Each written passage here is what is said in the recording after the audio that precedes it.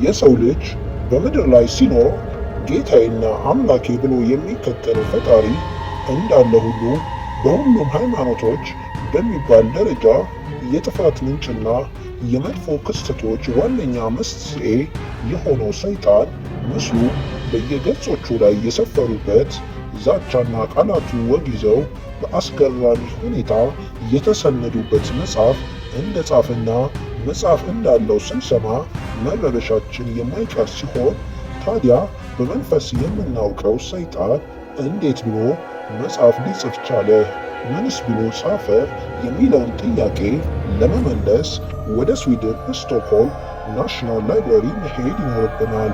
ይህ ሰይጣን የጻፈው መጽሐፍ ግዙፍና ሴራ የተሰኘ የዩቲዩብ ቻናል ሲሆን ዓለም ላይ የሚገኙ አስገራሚ አስደናቂ ነገሮችን በሚገርም ትንተና አቀርብላችኋለሁና ላይክ፣ ሼር፣ ሰብስክራይብ ማድረግ እንዳይረሳ።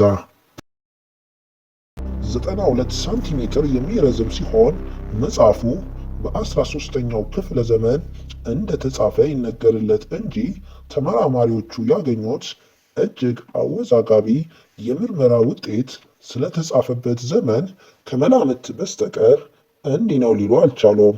በየዘመናቱ ይህንን መጽሐፍ ከማየትም አልፈው ተርፈው መጽሐፍቱን የራሳቸው ለማድረግ ሀገራት አምባጓሮ ፈጥረው ጦር ሲማዘዙና መጽሐፉም ከአንዱ ሀገር ወደ ሌላው ሀገር ሲሸጋገር በርካታ ገጾቹ ተሰርቀውና ተገንጥለው እንደጠፉ ይነገርለታል። ይህ አነጋጋሪው የሰይጣን መጽሐፍ ዘኮዴክስ ጊጋስ ይሰኛል።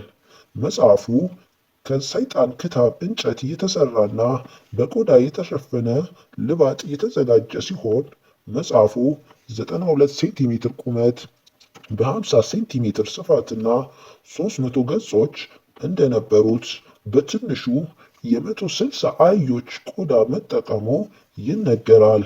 ከዚህ በተጨማሪ ኮዴክስ ጊጋስ 75 ኪሎ ግራም ያለው በመሆኑ ለምርምር አመቺ የሆኑ አሻራዎች አሊያም ደግሞ ያሳለፉትን ዘመናት የገጾቹ እርጅናዎችና መጎሳቆላቸውን አለማሳየቱ ሳያንስ ዛሬ ድረስ ደረስኩ ላለው ጥልቅ ምርምር አመቺ እንዳይሆን ሆነ ተብሎ መዘጋጀታቸውን ከጊዜ ወደ ጊዜ ወደ ቦታው እያቀኑ አንድ እውነት ለዓለማችን የማሳወቅ ተስፋን ተቀብለው የሚመጡና አንድም ቀን ግን ተስፋ ሰጪ ምላሽ ስለዚህ መጽሐፍ ሳይዙ የሚመለሱ በርካታ ሳይንቲስቶች ምስክር ናቸው።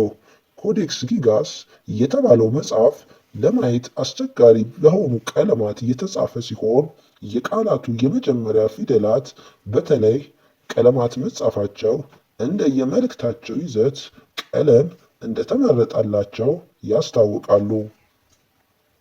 በየገጾቹ ላይ ከጥግ እስከ ጥግ የተሳለውና እግሮቹን አጥፎ እጆቹን ወደ ላይ የዘረጋው የሰይጣኑ ምስል ቅርጾቹ እንደ ሰው ቢሆንም ነገር ግን አራት የሆኑት የእጅና የእግር ጣቶቹ እና በደም የተነከረውን ቀንድ አስፈሪ ገጽታን አላብሶታል።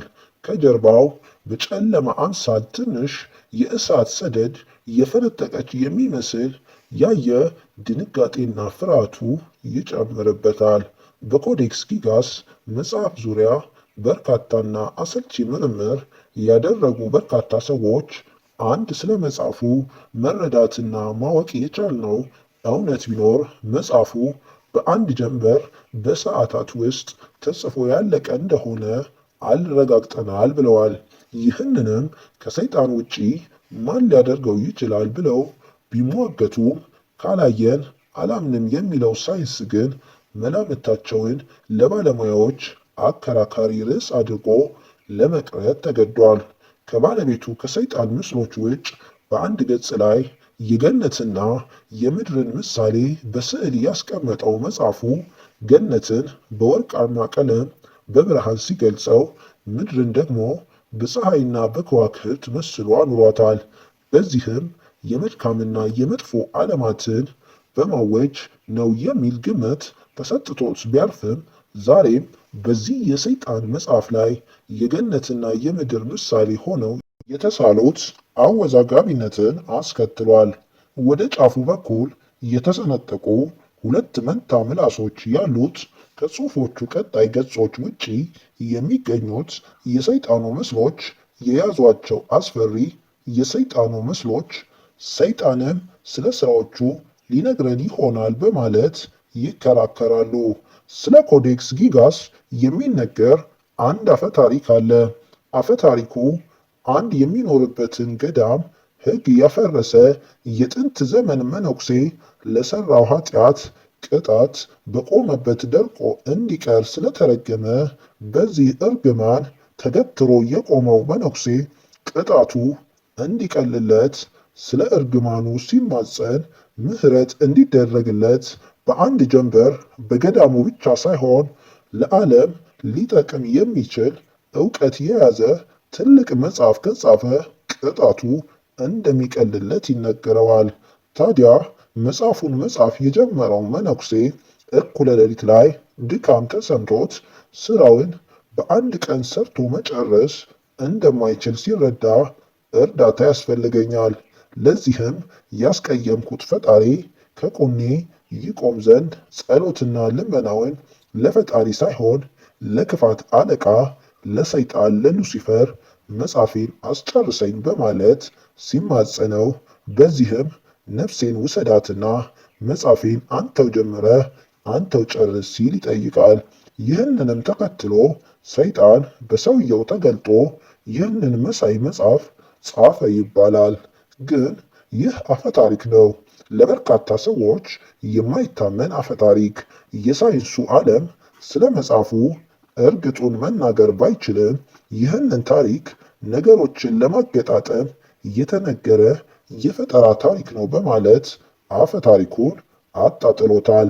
ነገር ግን ለአፈ ታሪኩ ማስረጃ ስለሌለ ነገሩ የሰይጣን ነው፣ ስለምን እንደሚያወሩ መተንተን አልተቻለም። ለዚህም ነው መጽሐፉ በግልጽ ስቶክሆልም ናሽናል ላይብረሪ ውስጥ እንዲቀመጥና በግልጽ መጽሐፉን የጎበኘ ሁሉ ሐሳቡን እንዲገልጽ በገሃድ የተቀመጠው። በዓለማችን ላይ የሳይንሱ ዓለም ምንነታቸውን በቅጡ ሊገልጻቸው ያልቻላቸው ነገሮች ብዙ ናቸው። የዚህን የሰይጣን መጽሐፍ ልዩ የሚያደርገው ምላሽ ያልተገኘለት የመናፍስት ሥራ መጽሐፍ በመሆኑ ነው።